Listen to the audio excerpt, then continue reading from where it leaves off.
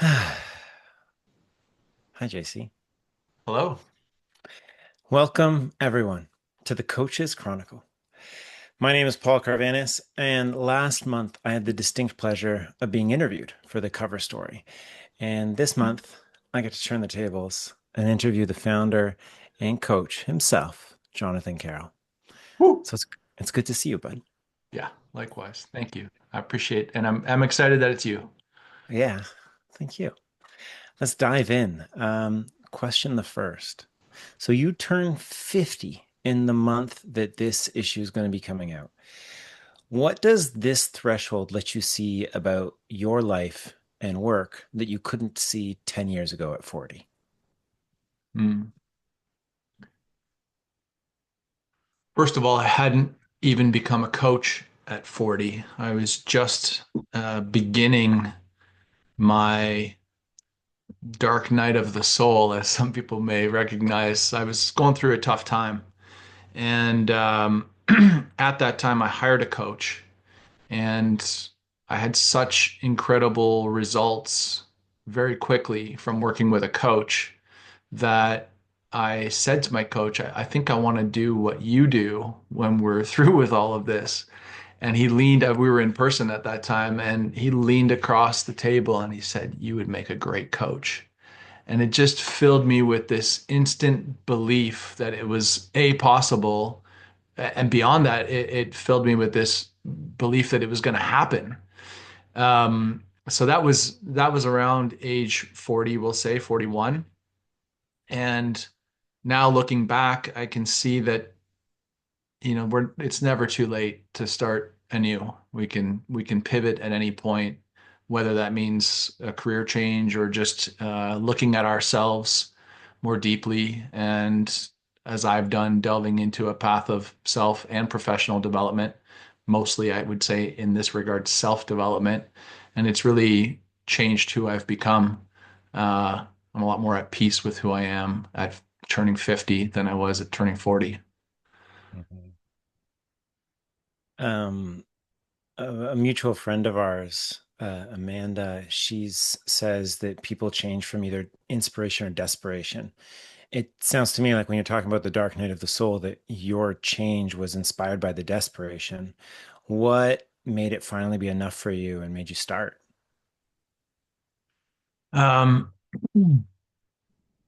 yeah, desperate times call for desperate measures. So I uh, I threw everything I possibly could in that moment at the situation, and I hired not just a coach, but I went way into the deep end on the spiritual side of things, and I had a psychic, a Reiki master, a meditation coach, a mindfulness coach. I really took my physical body and my health a lot more seriously. So I had a physical transformation that came alongside that. And, by all accounts, it was one of the most visible but internal change that I'd ever experienced in my life up till that point. And yeah, the desperation had me choosing new ways of looking at things, knowing that I didn't want to go back over territory I'd ever already covered. Hmm. I mean, it sounds to me like as part of this change, and I know since that your beliefs have changed. What have you spent years believing that you needed to be that you've since put down? Uh, Conforming to some other version of what success could or should look like, and believing that I needed to become someone. And now I can look at myself with an open heart and say that you've always been someone. There was nothing to become. It was more about letting that version of yourself out than adding more on. Mhm. Yeah. Yeah. That's beautiful. And I do just want to acknowledge you I mean, you and I have our paths have crossed again and again over the last 7 years, I think. And I feel like that that authenticity I've always seen it in you and always felt, especially lately, that you've helped call it out of me. So just wanted to acknowledge you for that. Thank you. Yeah. Thank you. Yeah. And I'm loving witnessing the greater amounts of authenticity that we both are expressing as we share our hearts and minds with the world. Yeah. Amen to that. Your Way of the Dragonfly series is where all of this is written now. The maxims, the daily practice. What made the a book the right vessel for that work? And what did writing it clarify for you that you hadn't fully seen before? Well, first of all, I'd say the book is one vessel for the work. I am a vessel, and so are the programs that I offer, and every single one-on-one client that I work with is another vessel. We'll get into vessels another day, I think. But um, I think what it clarified for me, I mean, the process of writing a book, you're familiar with this process. It asks you to refine, refine and refine and refine. If it doesn't add, it subtracts. And so what I learned was, sure, there's 101 maxims in my first book about how to live a high vibrational and conscious life, but those were inspired by the Tao Te Ching. Not the maxims themselves, but the approach was one page, one chapter. How can we refine this or distill this information or this philosophy into something that's tangibly read in a single page? And so that process was fun, difficult, but also made me realize that most of us are no longer in need of more information. It's more about how can we refine what we already know into something that we can practice daily. Mhm. And maybe this is a segue or not. If we're not in need of more information, it I my understanding is that you believe everyone desires to be seen deeply, whether they're aware of it or not. When did you first understand that about yourself? Whoa, vulnerable moment here. I grew up with a strong desire to be seen, um, that I think we all have, but mine skewed into this version of needing to prove something, prove myself, that I was either enough or um, worth something. And as I've delved deeper into my own personal development and exposed parts of myself that have needed healing or reconciliation, resolve, whatever you want to call that, I've realized that there's nothing to prove. It's really now about demonstrating who I be, which is allowing myself to be witnessed as opposed to having to prove that I am worth seeing. And do you think as you're trying to prove yourself that that helped push conformity? It's like, let me conform and excel at it. And then do you think that's how it manifested Yeah, itself, or do you ab- think it was some other way? absolutely. I think we learn from external sources that there are things or ways of being that will get applause. And so we begin to wear those outfits, those masks, that veneer, because it's appreciated or at least understood by a larger group of people. Hmm. And the difficult part is to walk out on those thin branches where there are fewer people who are taking off the masks and exposing themselves for who they believe themselves to truly be and letting that shine for itself without the need to look or um, conform to some kind of external measurement. Hmm. Yeah. You speak about witnessing the higher self rather than the curated self, even in the answer there, right? Removing the mask and letting yourself be seen.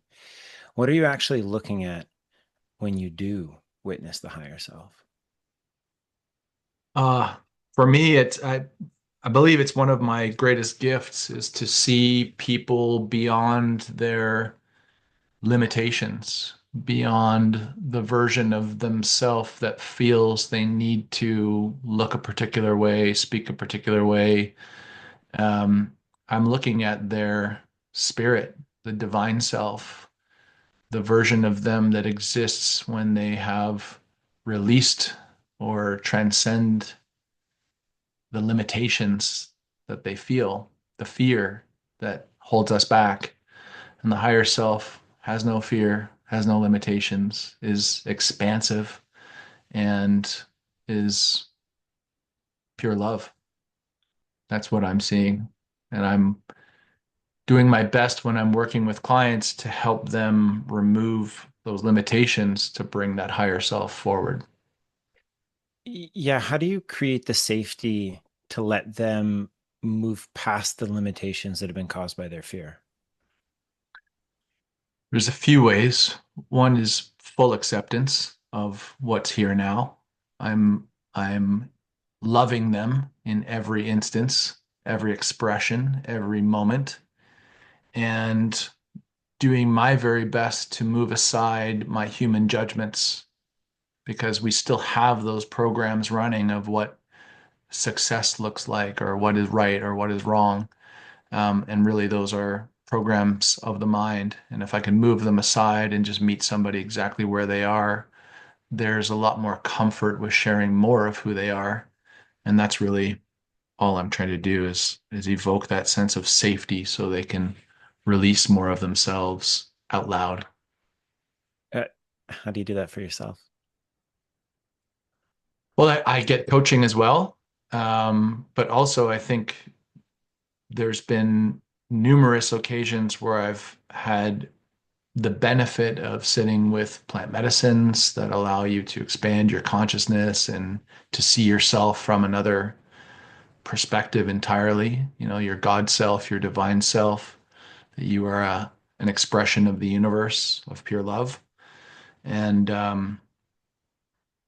yeah, just meeting myself with grace and acceptance and love and being grateful for being here in this physical realm.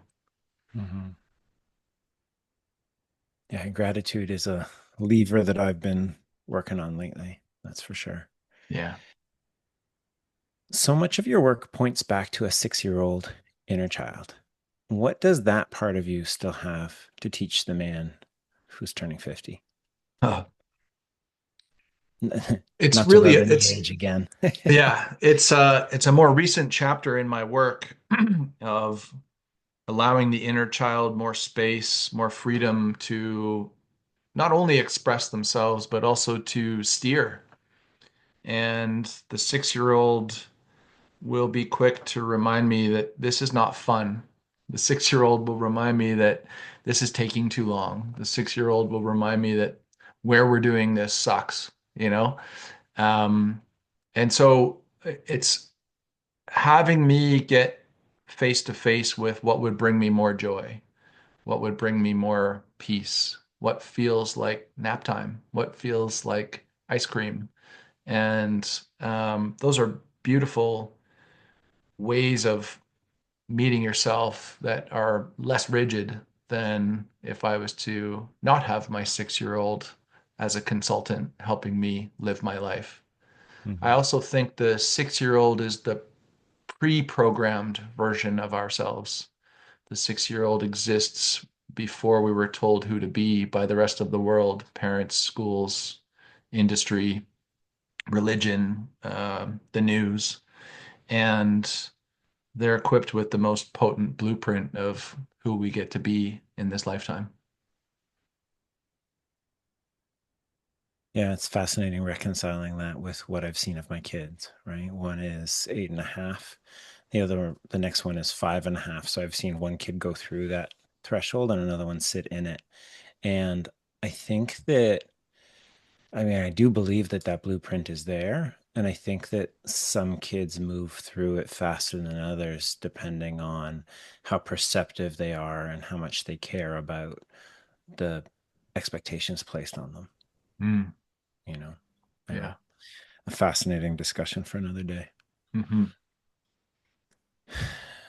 So, a slight pivot. You've written about authentic expression as a kind of disruption. Why does someone expressing themselves truthfully, uh, why does someone expressing themselves truthfully unsettle the people and systems around them? Back to conformity. A lot of us are used to delivering a script that is widely acceptable by those around us. If you've lived or worked in a company, in a corporate environment, there's the party line, and we toe that so that we are not seen as standing out. We are conforming because that's what's expected of us. When we begin to feel the safety within ourselves to be authentically expressed, it's going to rub some people the wrong way because it will likely be not conformist.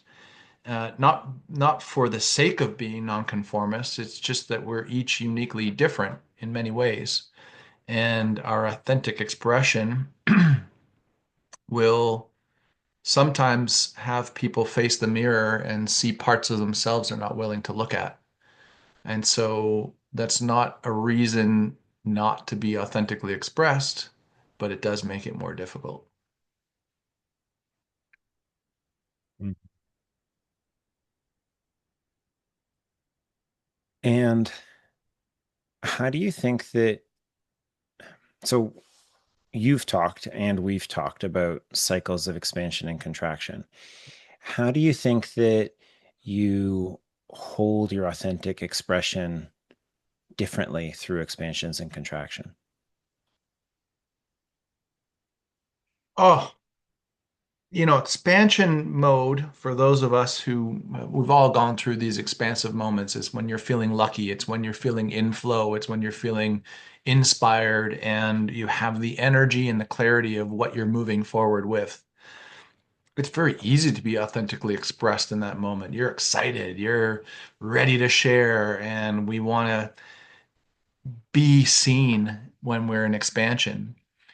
In contraction mode, it's almost like we want to hide. Like, I don't have anything prepared. I'm not in flow. I am not clear about who I am or what I'm offering the world. And so let me close down shop for a little while. I'm going to get quiet on social media and I'm going to not present myself to the world. And I actually think that's not a bad thing. It's what we write in our minds that makes it wrong. We think that hiding or taking a moment, a breather, etc., to regroup is not productive. We think that I'm off my game, so to speak. And when I pan out and I look at anyone who's interested in self and personal development, those people are already in expansion. And so we can look at that as an upward curve. But within that curve is going to be the ebb and flow of contraction and expansion, just as the day has a night and the summer has a winter. So the example I've used before, I know you're familiar with it, is pulling back on the bow. And so that's the contraction right there. We're going to pull back, pull back, pull back. Many people get uncomfortable being in contraction because of the outward story that it means for them. Oh, you're not producing right now. You seem to be quiet. Maybe you're tired. Maybe you need rest. And so many people will put on the mask that looks like expansion when in reality they're faking that.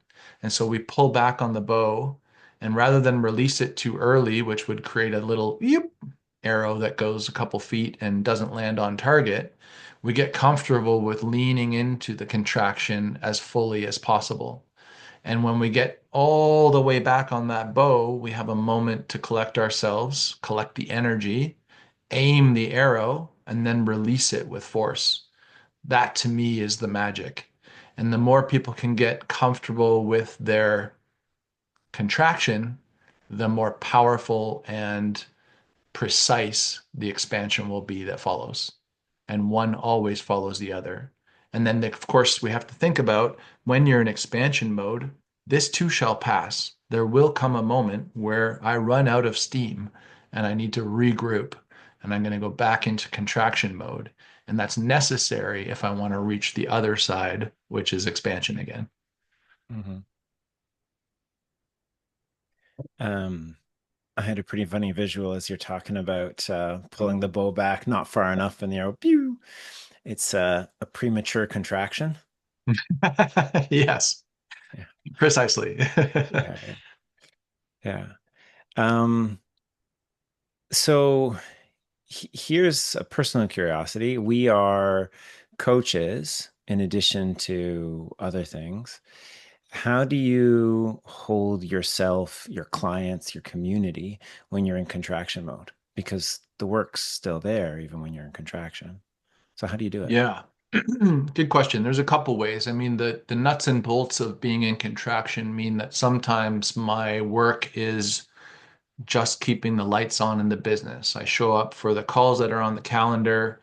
I get the work done that needs to be done, and I make space for myself inside or outside of those times, I would say. I take the pressure off of myself to be creating anything until such time as the inspiration has arrived in my moment of stillness or many moments of stillness that then give me the inspiration and the energy now. I have the energy and the clarity and the inspiration to move forward with the next phase of my growth, which professionally could mean program design, it could mean more marketing, it could mean running a retreat, it could mean a number of things. But in contraction, I allow myself full stillness and I show up to only those things that are commitments. Can I want to push you a little bit here if that's okay, because I feel like there's wisdom that I want to sort of pick at. It might have been Seth Godin, but I think it was Stephen Pressfield in The War of Art, who talks about the difference between an amateur and a professional. He says an amateur shows up when they want to, and a professional shows up because it's 9 a.m. on a weekday morning. Like a professional shows up to do their work whether they feel like it or not. And that strikes me as true, and at the same time what you're saying also strikes me as true, which is, hey, there's cycles. Let yourself be in the respecting the contraction and letting yourself be in the contraction is the surest and fastest way through the contraction, is part of what I'm hearing you say. So how can we reconcile those two ideas which feel like they conflict? One, I think, is to appreciate that not showing up at 9 a.m. to sit in front of a computer when you're low on power, energy, inspiration, all of the above is a win. It's you honoring that I will not be effective in this moment, and what my human needs is something other, and I'd rather show up for that than show up to work and be a dud. That's my take on it. I think too few people honor themselves and their energetic rhythms, so much so that we end up with super high cortisol levels, people who are stressed out, who need assistance by way of medication and other to a glass of wine, a beer, several, whatever the case may be, food as a way to get them through these stressful moments. And all they really needed to do was just not show up at 9 a.m. and give themselves a breather. I think if more people could hear that and remove the stigma of honoring themselves first, they'd be way more productive at what they're doing. They'd also be way more inspired and have a lot more fun doing it. Mhm. I wonder then if the truth in the comment about a professional shows up at 9 is actually more looking at why the professional or why a person wouldn't show up, right? Like if you're sick, you rest. If you're afraid, you still get to work. Do you know what I mean? Like the amateur might not do it if it's difficult, whereas the professional will do it if it's difficult. Yeah. But if you're a professional who's honoring your energetics, you're also going to recognize that actually, if the afternoon is going to be more effective for me, why do I got to do it now? So as long Yes. as you're showing up period. It doesn't need to be 9 because society says 9. That's it. Yeah. Can you create the rhythm, the version of your professional output that suits you? And can you communicate that if you're someone who works in a an environment where most people are showing up at 9 to 5? Can you broker a conversation where you're articulating how I'll be most effective? Well, it seems like the distinction we're getting at there is, being effective versus being seen, being visible versus being seen. There's like different concepts that sometimes we think overlap, but don't necessarily. How do you help someone tell the difference in their own life between being visible and being seen? Let's use social media as an example. There's a lot of people who show up on social media to be visible. Let me just create content. Let me create a post that allows me to get one more out this week. And so my name shows up on someone's feed and they have something to consume that came from my desk, so to speak, or your phone. That's where it came from. And that's being visible. That's, sure, we get to create another instance where your name is recognizable or there's a piece of content there that someone can engage with. I think being seen is really allowing yourself to be exposed, to let somebody inside of the meaty bits of who you're becoming, your process as a human, what you're learning, what you're discovering, what you're feeling. That doesn't necessarily mean it has to happen in real time. Some things are still developing, but at such time that you have an idea about a chapter closing, are we letting others in or are we just creating surface level content that keeps us visible? I think that's the difference. Did I answer the second part of that question? Mhm. Yeah. Mhm.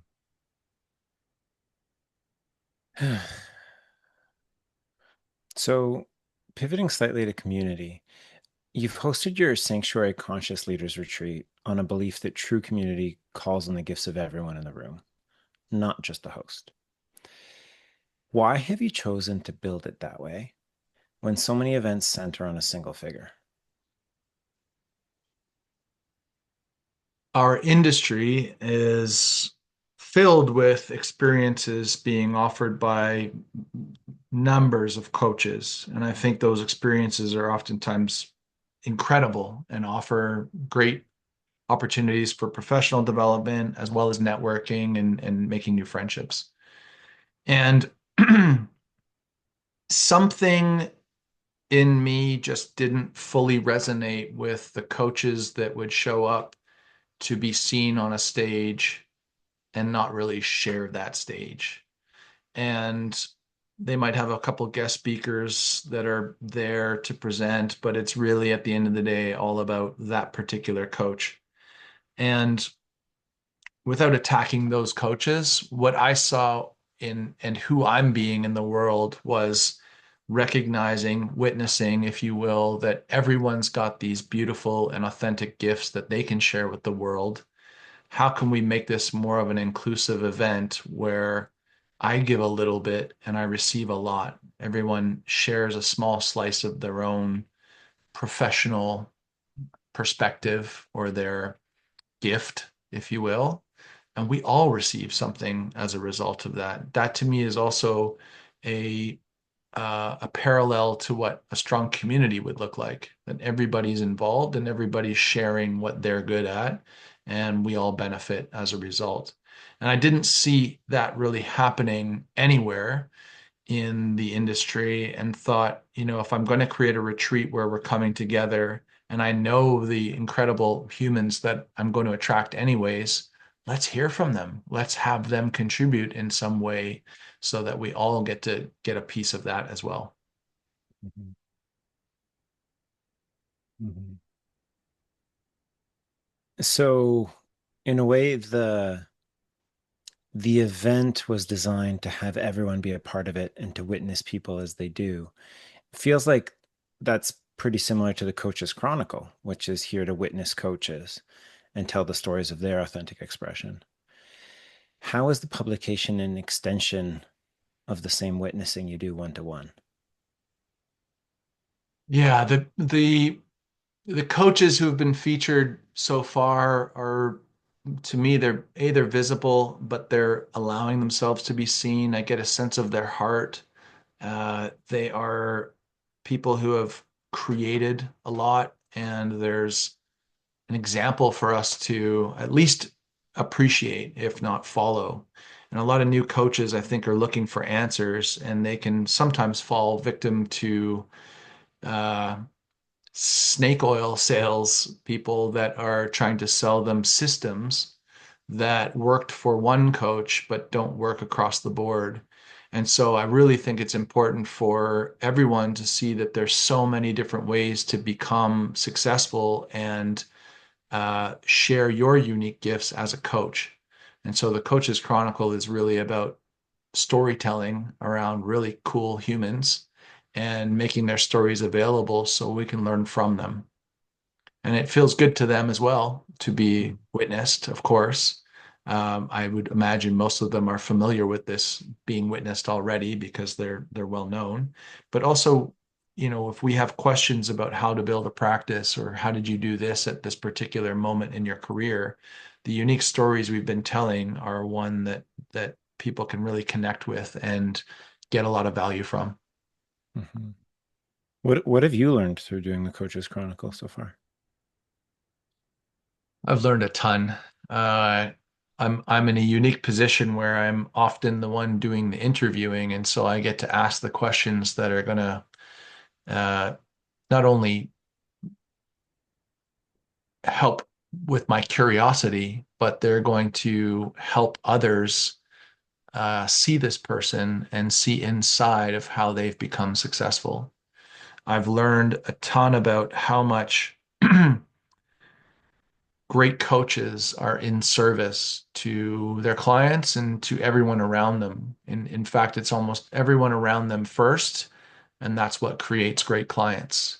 They see themselves as solving problems in the world, and that becomes the value that people are looking for, and that's how you get hired as a coach. Mhm. And then one of the things you need to do as a coach is to create the safety to let a client express themselves more authentically. What are you doing to allow for that? And then what are you deliberately not doing to allow for that? I'm loving on them huge.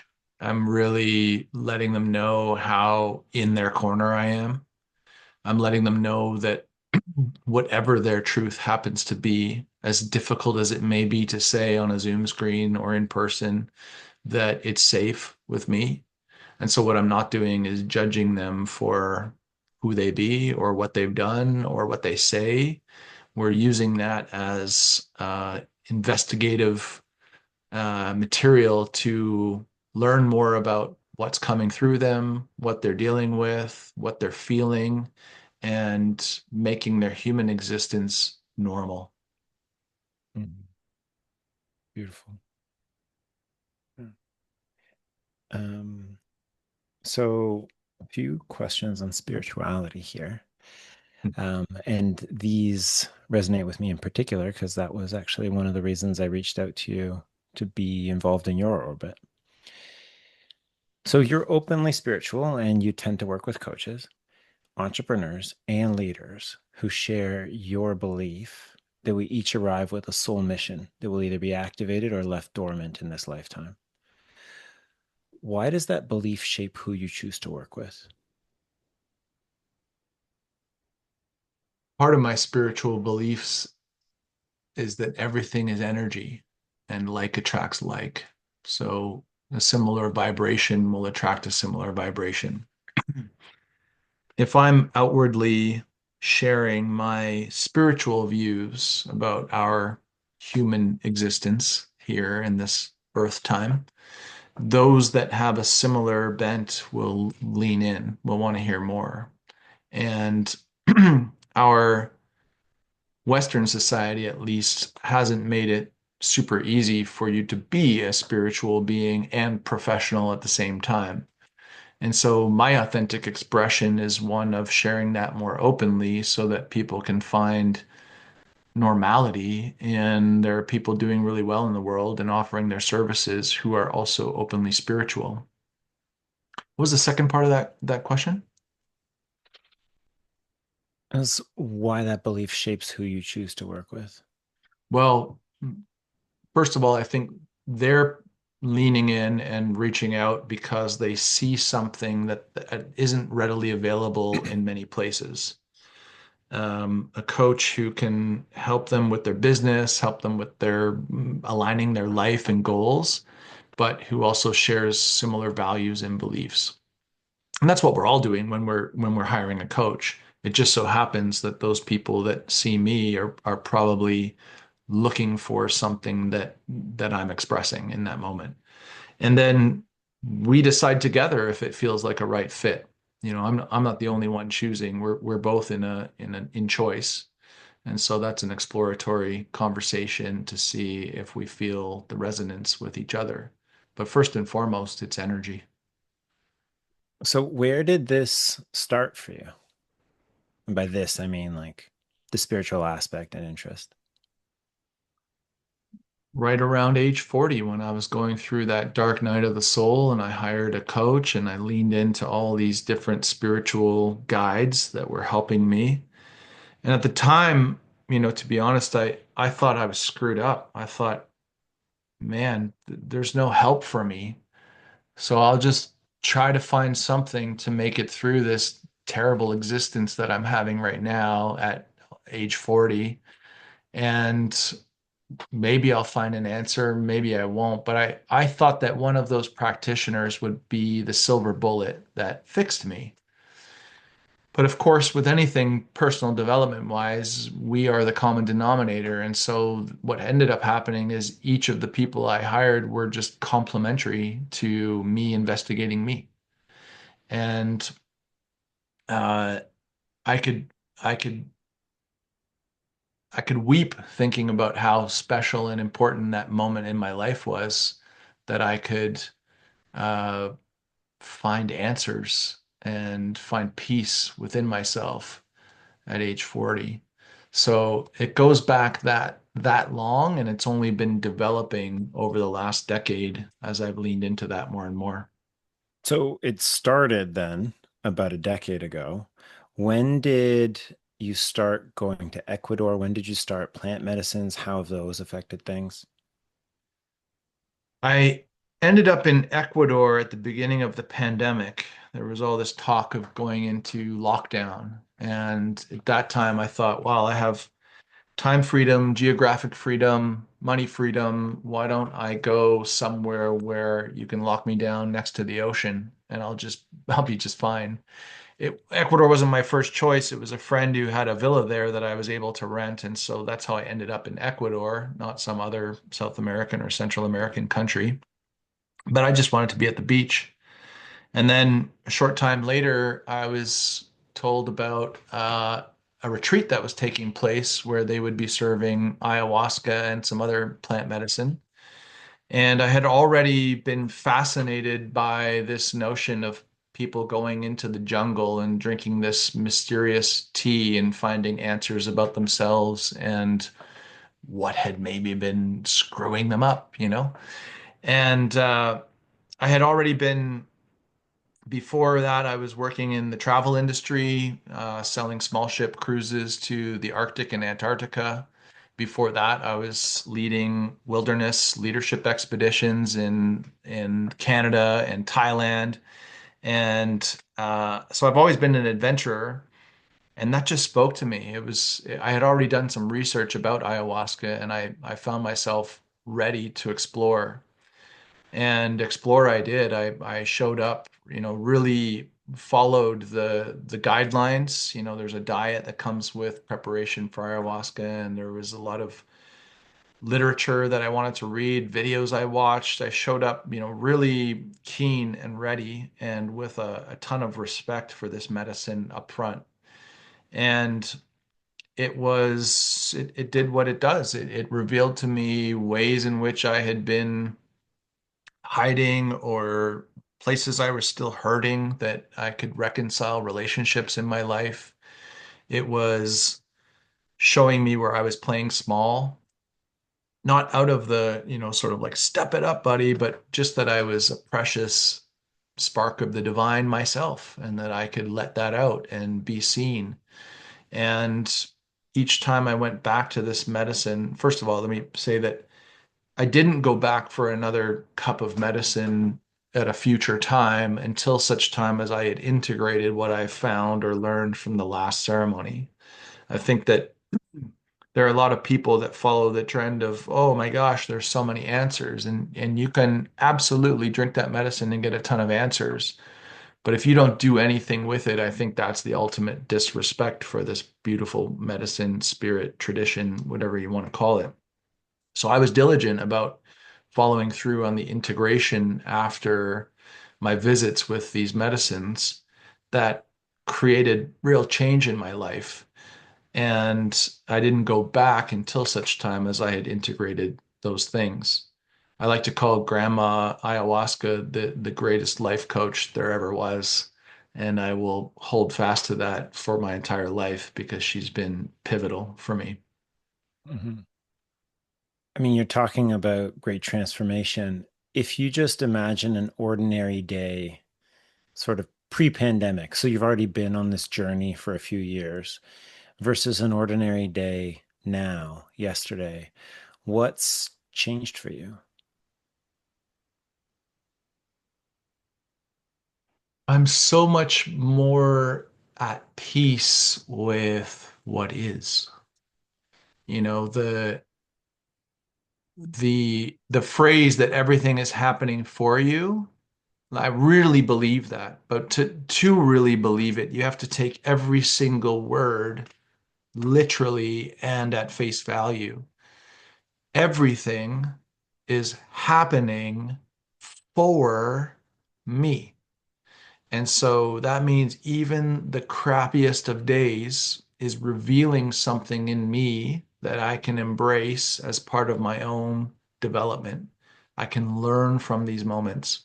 When everything's happening, when everything's feeling great, sure, it's easy to adopt the mentality that that's happening for me. I deserve this moment. I'm lucky. I'm whatever the case may be. But it's when things go south or turn sour, if you can see that as happening for you, that's the real nugget.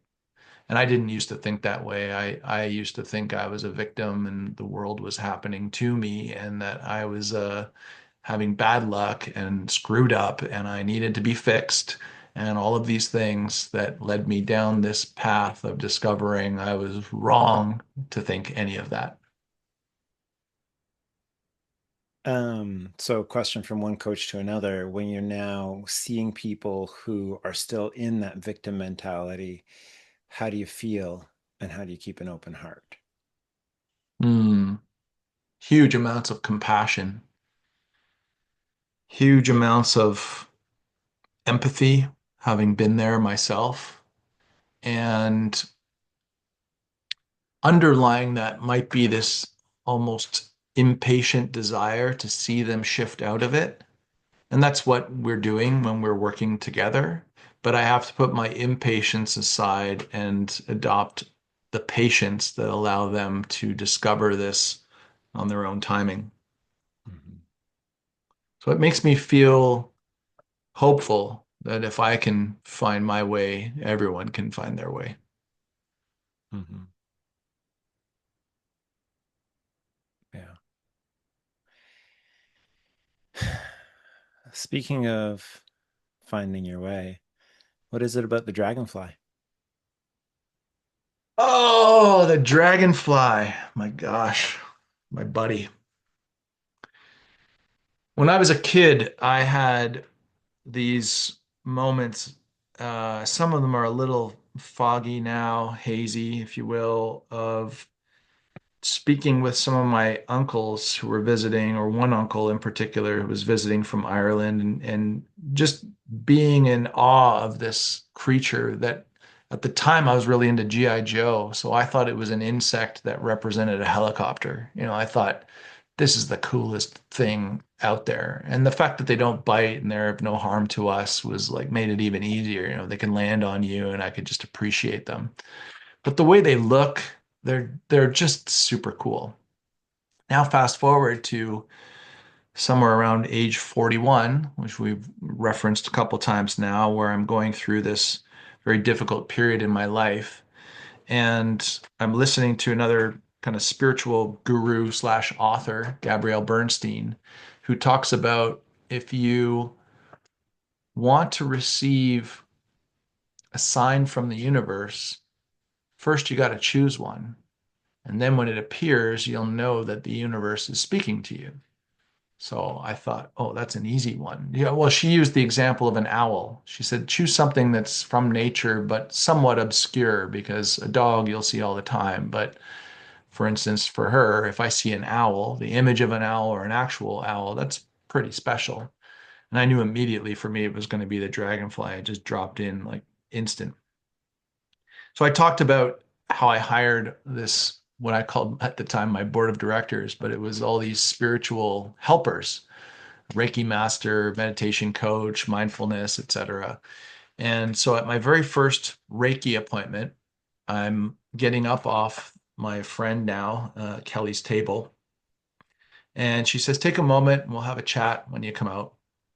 And as I'm preparing myself and gathering myself, I see a matchbox and a paperweight on her little altar in front of the Reiki table, both of which have these massive dragonfly images. And I come out and I say, "Is it okay if I take a photo of the dragonflies on your table? They're kind of like a sign for me right now." And I'm speaking at the time in language I didn't even really understand. And she said, "Oh yeah, dragonfly transformation." And I had this like step back moment because I had recently just incorporated my new coaching company, Tidal Transformation Inc. And inside of the T, only because I love dragonflies, I put the image of a dragonfly. So then she goes on to explain to me that the dragonfly represents transformation. I'm having a what moment. So then she reads from this page about the totem animal or the meaning behind the dragonfly being coming from the underworld and then experiencing flight. And the for anyone who understands the what is it, the et entomology of the anyways, the insect life cycle of a dragonfly. It goes from egg to nymph and it skips the larval stage and goes, or it would be egg, larva, nymph, dragonfly. Well, it skips the larva stage and it goes from directly to nymph. And then this nymph lives, depending on the species, underwater, like this little grayish brown goblin looking thing, gremlin almost, eating mosquito larvae. And then one day, under the cover of darkness, it emerges from the water. Its back splits open. Out comes the wings first. They fill up with fluid. The full dragonfly fills up. And then it's got these iridescent wings, this colorful body, and it achieves flight. And then, to add to all of that magic, in the entire animal kingdom, the most successful predator next to the dragonfly would probably be the tiger at somewhere around 20, 25 or 26% kill rate as a predator. And then you go all the way up to the dragonfly, 96% kill rate. There's a 70% delta between the dragonfly and the next most accurate, successful hunter. So I just see this as what we're here to do, not necessarily hunt, but to get Yeah. what it is we desire and to achieve full flight and to let our colors out and to have this iridescent light-filled wings and to be fully expressed. To me, I can't think of a better image that represents the work that I'm doing than the dragonfly. Plus, they just look cool. I mean, you had me at eating mosquitoes. Yeah. And if you think about it, the mosquitoes are there to suck our vitality. So isn't that one of the big parts of transformation is you're already whole, just get rid of the things that are holding you back. Oof. Love it. Great addition. I'm adding that. Yeah. Yeah. And they do it in the nymph stage, they're doing it underwater. They're eating mosquito larvae. So And in the light next stage, time your they're answer to that question is a 7 minute answer instead of a 6 minute answer. exactly. Yeah, exactly. I've just added. Give me my TED talk. uh, two quick questions as we sort of pull out of this. Um, one, you say often lights will find other lights. For someone who's feeling the pull to find and be found, but who's afraid of it at the same time, what do you want them to know? First of all, let's acknowledge fear as normal. We all have fear, and we we get better at dealing with our fear the more times we approach it and face it. So this is one of those feel the fear and do it anyways moments. And lights will find other lights is another way of saying like attracts like. Vibration attracts vibration. And when you see someone who's in higher vibration, who's light filled, who's shiny, who's colorful, we typically are drawn to that. We can think of people in media or music, art, etc., that we're drawn to because they're shiny. They let themselves be fully seen. And and we often will see that there are parts of that that look appealing to us. I wish I could be a rock star. I wish I could sing like that. I wish I could be expressed. I wish I could be open in that way. And of course, our human fears of being judged create these limitations and we hold back. And so I would just say lean in, start to follow those nudges. If you're starting to feel like you want to be closer to a particular wavelength or person, etc., move towards that and try your best to quell your fears and to face them by creating these little action steps that give you the sense of accomplishment over the fear. Love that. Action, action, action. Um, Now that could be a segue and it could not be to this last question. If you could give one piece of advice to a new coach entering the industry today, what would it be?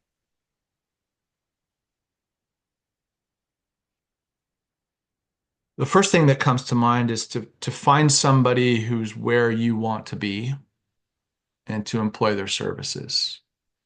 Stretch yourself to find someone that you can afford and maybe is a little bit beyond reach, but don't go breaking the bank trying to work with somebody who you really want to work with. It's a long game. And so you're going to learn from many mentors and many guides and to just start there.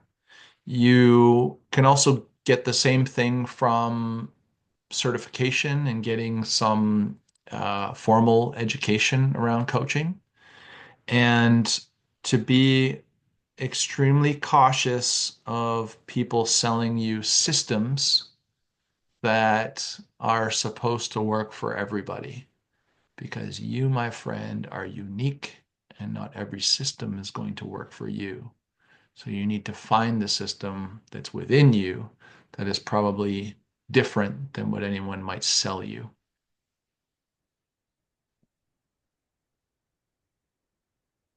Yeah, that resonates with my journey as well.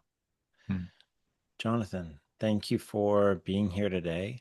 Thank you for being here on this path, on this journey. Thank you for being in the world. And thank you for taking your turn on the cover of the Coach's Chronicle.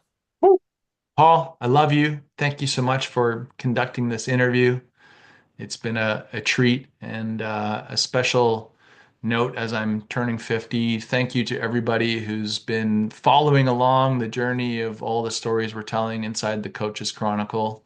And I hope you'll continue to download each new issue and enjoy what we've got to share. Thanks, bud. Thank you.